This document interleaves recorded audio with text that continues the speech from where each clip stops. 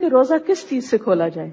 یہ سب باتیں میں اس لیے تازہ کر رہی ہوں تاکہ آپ شعوری طور پہ ان کے ساتھ چلیں اور سنت سمجھ کر ان کو اپنائیں.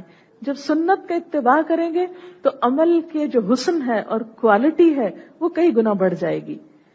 آپ کسی بھی چیز سے روزہ کھول سکتے ہیں، لیکن زیادہ افضل کیا ہے؟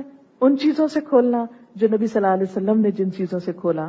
نبی صلی اللہ علیہ وسلم کا معمول تھا، یہ سنن نبی داؤد کی روایت ہے کہ نماز مغرب سے پہلے تازہ کھجوروں سے روزہ افطار کرتے، جس کو رطب کہتے ہیں، جو اردو میں ڈوکے جن کو کہا جاتا ہے، تازہ کھجور. اگر نہ ہوتی یعنی موسم نہ ہو یا اویلیبل نہ ہو تو چھواروں سے روزہ کھول لیتے، خشک کھجور سے. اگر چھوارے بھی نہ ہوتے تو پانی کے چند گھونٹ پی لیتے اور اس کے بعد نماز. آپ دیکھیں کہ اس وقت پھر ایک صبر کا امتحان ہوتا ہے، طرح طرح کے کھانے لگے ہوئے ہیں اور ادھر سے نماز جا رہی ہے.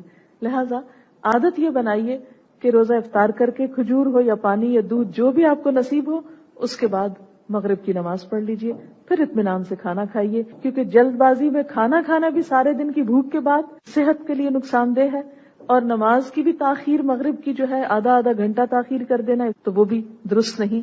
لہٰذا اگر اعتدال کی راہ اختیار کی جائے تو زیادہ بہتر ہے. جب پانی تھوڑا اندر چلا جائے یا کھجور چلی جائے، اور خالی معدہ میں کھجور جب استعمال ہوتی ہے تو کھجور مکمل ڈائٹ ہے، بہت بہترین اثر رکھتی ہے. اور اس میں ایک بات یہ بھی یاد رکھیے کہ نبی صلی اللہ علیہ وسلم نے کھجور کے بارے میں یہ بھی بتایا کہ اگر جو نہار منہ اگر صبح کے وقت کوئی کھجور کھاتا ہے تو اس پہ زہر اور جادو وغیرہ کا اثر نہیں ہوتا. آپ کو پتا کہ جادو کے بھی کچھ جسمانی اثرات بھی ہوتے ہیں نا، تو وہ جسم میں کھجور ایسی ریزسٹنس بلڈ کرتی ہے کہ جس کی وجہ سے آپ کے لیے آئندہ روزہ رکھنا بھی فائدہ مند ہوتا ہے اور بہت سے انفیکشن سے اور نقصان دہ چیزوں سے آپ بچ جائیں گے. خصوصاً خواتین کے لیے، خواتین کے اندر کھجور ایسے مادے پیدا کرتی ہے کہ جس سے ان کا سائیکل درست رہتا ہے، بچوں کی ولادت میں سہولت ہوتی ہے. اسی لیے قرآن پاک میں آتا ہے حضرت مریم علیہ السلام کے لیے کہ جب حضرت عیسیٰ علیہ السلام کی ولادت ہو رہی تھی تو اللہ تعالیٰ نے فرمایا وَهُزِّي إِلَيْكِ بِجِذْعِ النَّخْلَةِ تُسَاقِطْ عَلَيْكِ رُطَبًا جَنِيًّا، کہ کھجور کا درخت اپنے لیے ہلاؤ، تر و تازہ کھجوریں تمہارے اوپر گر پڑیں گی، یعنی ان کو اپنے اوپر گرا لو اور تازہ چنی ہوئی کھجوروں کو تم کھاؤ. تو یہ تازہ تو بہت اچھی ہے، اگر تازہ نہ ملے کوئی اور چیز بھی انشاءاللہ فائدہ مند ہوگی.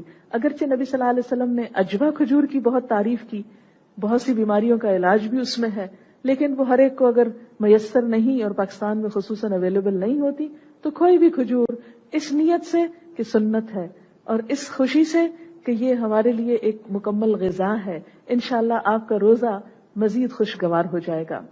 باقی اس کے علاوہ اگر کچھ اور کھانا چاہیں تو منع نہیں ہے، اللہ تعالیٰ نے سہولت دی ہے، رخصت دی ہے.